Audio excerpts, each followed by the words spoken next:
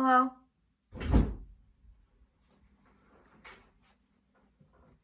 Hello everyone, welcome back to Becca's Book Nook. Today I'm going to be talking about some of my favorite tropes and giving you some examples of books that use them.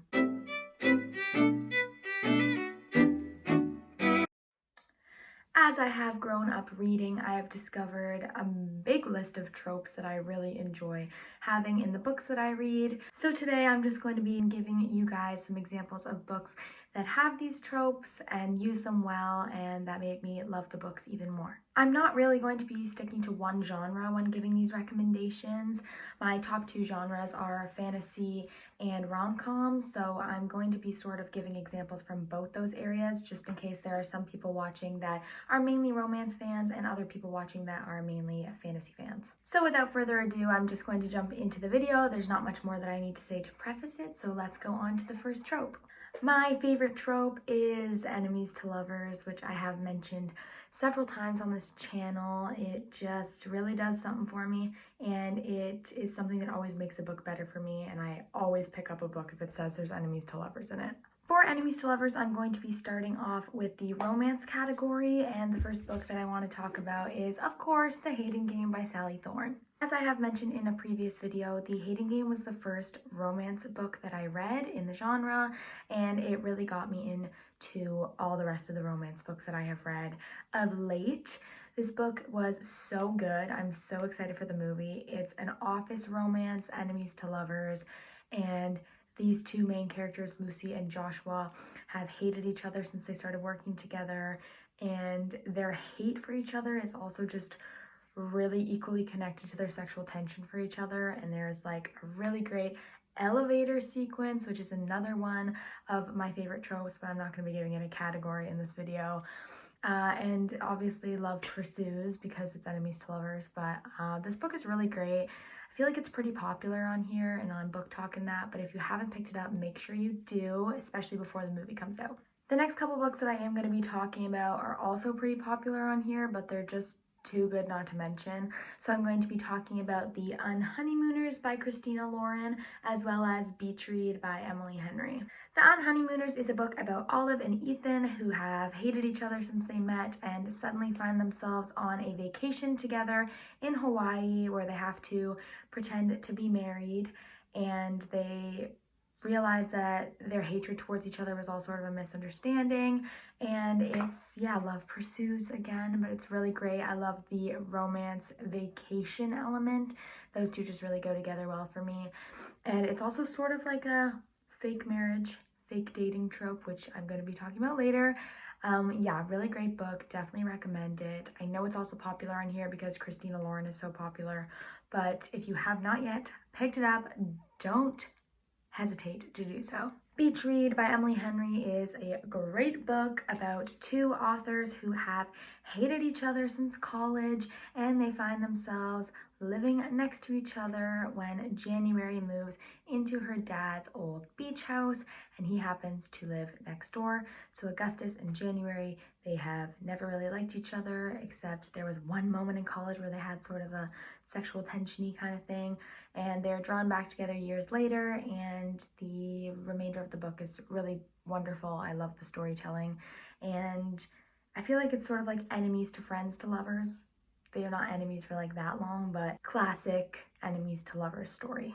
Moving on to the fantasy category of enemies to lovers, I'm going to be talking about 4 books / series that I love with this genre. So let's kick it off with my favorite of them all, A Court of Thorns and Roses by Sarah J. Maas, especially the second book, A Court of Mist and Fury. Feyre and Rhysand are an iconic couple in the book community. If you have not yet picked up A Court of Thorns and Roses and the remainder of the series, not sure what you're doing. They're great books. I know Sarah J. Maas is slightly problematic, so definitely try to thrift the books if you can find them elsewhere, but they are really a great read and I will recommend them until I die. The next series I'm going to mention is From Blood and Ash by Jennifer L. Armentrout, which is a series I just finished not too long ago, and the enemies to lovers element is phenomenal. One of the characters is not who you think they are, and some drama ensues and their relationship is just very steamy, and there's like some raw hatred there, some betrayal going on. Really great series, really great romance. Next, I want to talk about Serpent and Dove by Shelby Mahurin. I have only read the first book last summer. I have the second one, but I've yet to pick it up. I am excited to do so and was supposed to do so this month, but got a little bit carried away with other things. Our main character is a witch, and our male protagonist is a witch hunter, and they have to get married. So they're in this relationship that neither of them want to be in, and there's lots of magical elements, and the story is just really cool. The final book that I want to talk about in this category is a standalone called To Kill a Kingdom by Alexandra Christo, and it is about a siren and a siren hunter. So I guess it's actually sort of similar to Serpent and Dove. Our main character, Lyra, is a siren, but it's sort of like a dark sort of Little Mermaid sort of thing. And she suddenly gets legs, and she has to pretend that she's not who she really is. And they obviously fall in love. It's really great. I would recommend it for sure. I really liked it. It helped get me out of a reading slump, so I really appreciate that. Moving on to our next category, which is friends to lovers. I'm going to be starting with the romance genre again, and I don't think it'll be a surprise to any of you who watch my videos that my first recommendation is going to be People We Meet on Vacation by Emily Henry, which is my favorite book right now. For those of you who have not watched a video hearing me talk about it or hearing someone else talk about it, this book is about Alex and Poppy, who have been friends since college, and they've gone on a trip every summer since they met, but something happened 2 summers ago that sort of ruined their friendship, and Poppy has realized that she has deep feelings for Alex, and in an attempt to try and fix their relationship and perhaps have it blossom into something more, she convinces him to come on one last summer trip with her to try and fix everything. The most wonderful book I've read in a really long time. The story is just beautiful. It really draws attention to how it feels to lose someone who's so close to you in your life, and the want for them back in your life. It's so strong, that want. And this book is just so beautiful. I can't wait to read it a million times. The next book that I want to mention in this category is My Favorite Half Night Stand by Christina Lauren, which is about our main character, Millie. I forgot her name for a second. I haven't read this in a little bit. Millie and her work friend Reed, who are really great friends, and they've always sort of been drawn to each other. And after a one-night stand together, they're sort of trying to maneuver around their feelings for one another while also staying friends. Really great book. It's one of the first Christina Lauren books I read, and I really, really enjoyed it.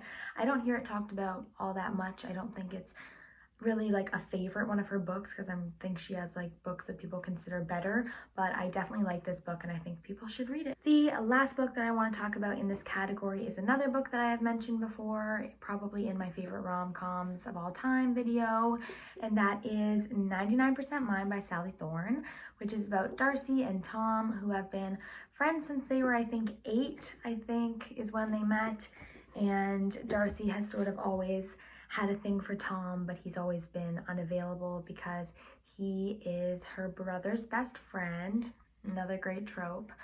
And so she's always sort of felt that he didn't really belong to her, and he more belonged to her brother Jamie.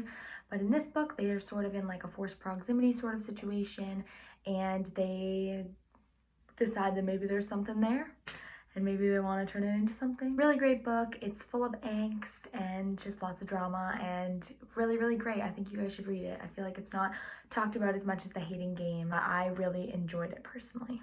Moving on to the fantasy genre for this trope. The first one that I want to talk about is the Dark Artifices trilogy by Cassandra Clare, which is just the biggest friends to lovers of all time. Julian and Emma are parabatai and are sworn to protect each other and are not allowed to have a romance with each other, so I guess it is also forbidden romance. And they fall in love. They realize they have feelings for each other, but it's forbidden, so they have to keep it a secret. And there's just so much drama, and the love scenes are just so great, and they've just always cared about each other so much, and them realizing that their care for each other was really like love all along is really beautiful. It's one of my favorite Cassandra Clare series, and you should definitely pick it up if you have not yet. The next two Friends to Lovers books that I want to talk about are obvious recommendations that I'm sure majority of you have read, and they are the Harry Potter series by J.K. Rowling and Percy Jackson series by Rick Riordan. Both of these books have crazy friends to lovers as well as slow burn romance, since we follow these characters for so long and then like right at the end they get into romances with each other. Both of them are so cute and you've just been waiting for the whole series, and they're so worth it. I'm so happy I made it through all 5 books to wait for Percy and Annabeth, because they're just perfect. They were one of my favorite OTPs as a child. I loved them, and if you have not read either of these book series, definitely get on that. They are amazing, and they're literally the blueprint for tropes for reading. So good.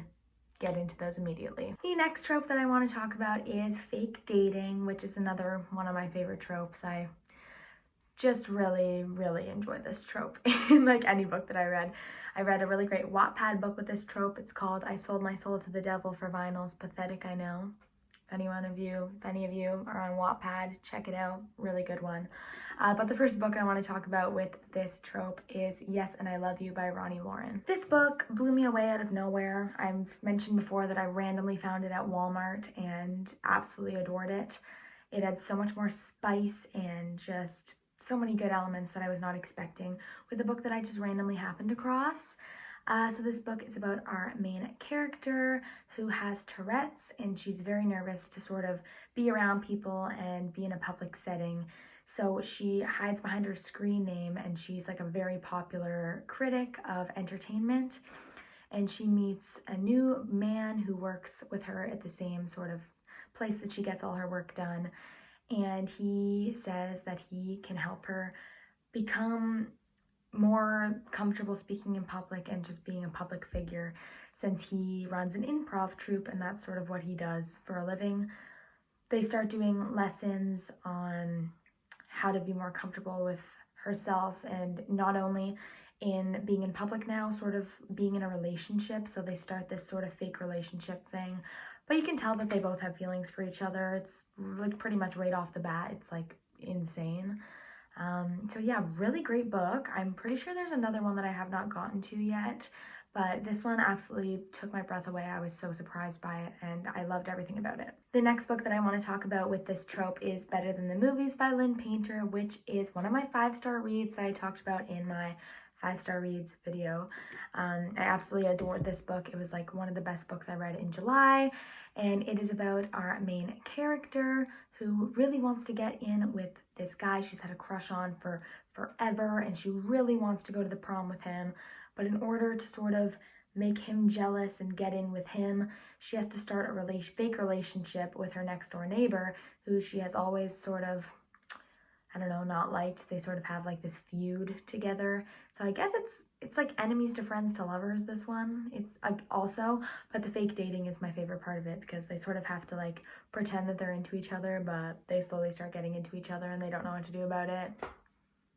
It's just really great too. Lynn Painter is amazing. I've talked to her before and she's so proud of this book, and everyone needs to go read it. It is so wonderful, and definitely pick it up. The last romance book that I want to talk about with this trope is The Deal by Ella Kennedy, which I have mentioned previously in a video as well. I just read last month and I absolutely loved it. This book follows Garrett, who is captain of the school hockey team and is not doing too hot in one of his classes.